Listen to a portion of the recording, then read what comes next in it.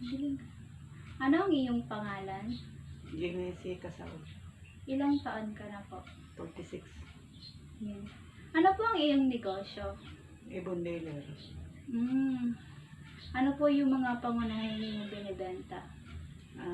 Katulad ng lotion, intimate apparel, bra, mga panty, tsaka yung pang skincare, lahat-lahat na. Ano po yung pinakamabenta na product? Ang pinakamabinta sa akin yung pabango. Katulad ng pabango mga panglalaki, tsaka yung pangbabae. Yung ano po, sino po yung mga target niyo na customer?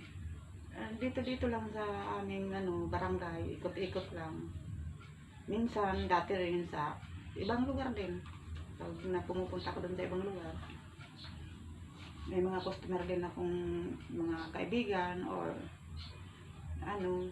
mga kakilala, yung iba kakilala ng barkada ko rin, nagiging customer ko na rin. Yung ano po yung mga pangunahing channel niyo ng pamamahagi? Katulad ng multi-level marketing. Ano po bang klase yun? Katulad ng pag transportasyon or pupunta kami ng branch, kukuha ng product, and then magpapa-order muna kami, pa-order, titingnan sila ng brochure, pipili kung anong gustong, halimbawa nakapili na sila ng katulad ng pabango or bra or panty, then order sa amin. Pag ipunin ko yung mga order nila, yung bawat isa, halimbawa nakasampo kong taong magpa-order, yun, saka kukuha ko nung pupunta ko ng branch, then i-order ko na din. Pag nakuha ko, i-deliver ko na din sa kanila. Then magbibigay na din sila ng minsan 50% or kunti lang. Halimbawa 200 yung halagang 200, magbibigay sila ng 50 or 100, ganun. Sa transportation po, anong klaseng sasakyan ang ginagamit niyo? Walking. Then pag abot halimbawa crossing, sakay na ng tricycle, then diretso na ng branch. Yun. So dito po, paano masusubaybayan ang iyong inventaryo? Gabi-gabi, siyempre kailangan i-inventory mo yung mga in-order nila, lista para hindi mo makalimutan. Then paalala sa mga customer kung kailan ang due date nila. Yun. Mga ilang days po bago dapat nilang mabayaran yung Actually, one month to pay, pero ang iba, nagbabayad na din sila ng advance, minsan nagkakas na din. Pero yung iba talaga minsan inaabot ng lampas na 1 month, hindi pa sila nakapagbayad. Yun, minsan talagang ano pong nangyayari pag nagiging, yung katulad ko, magiging taga-abono. Kasi pag once na nagpasdyo ka, everyday 5%, yun ang nila, policy sa ibon. Kailangan mabayaran mo within 1 month. Ganun. Paano po inyo maiwasan ang pagkakaantala ng paghahatid ng mga iyong produkto?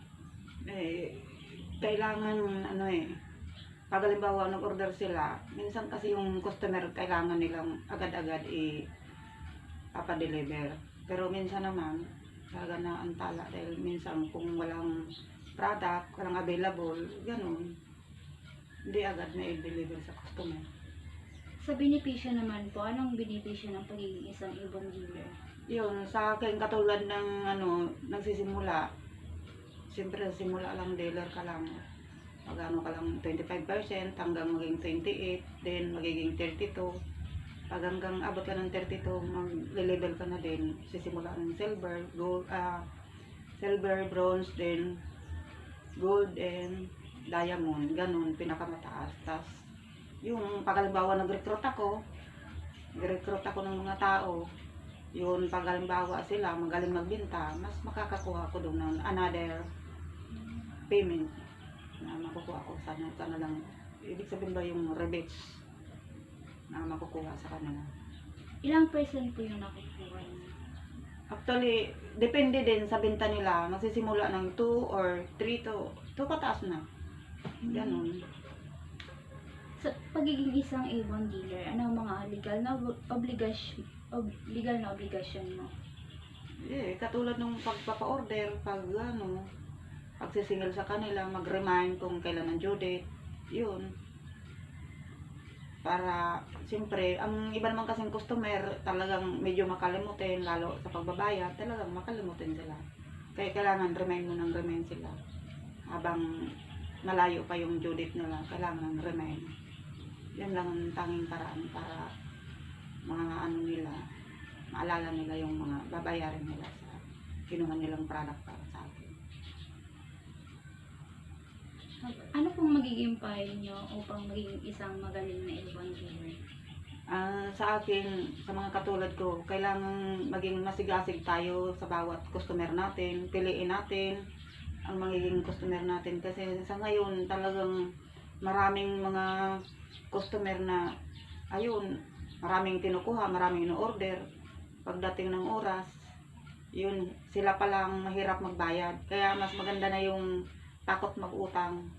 Yung lang ang may papayo ko sa kanila, bawat ang kapwa ko dealer, piliin, kailangan masigasig kang pumili ng customer. Lamang po, thank you. Thank you very much. Bye-bye.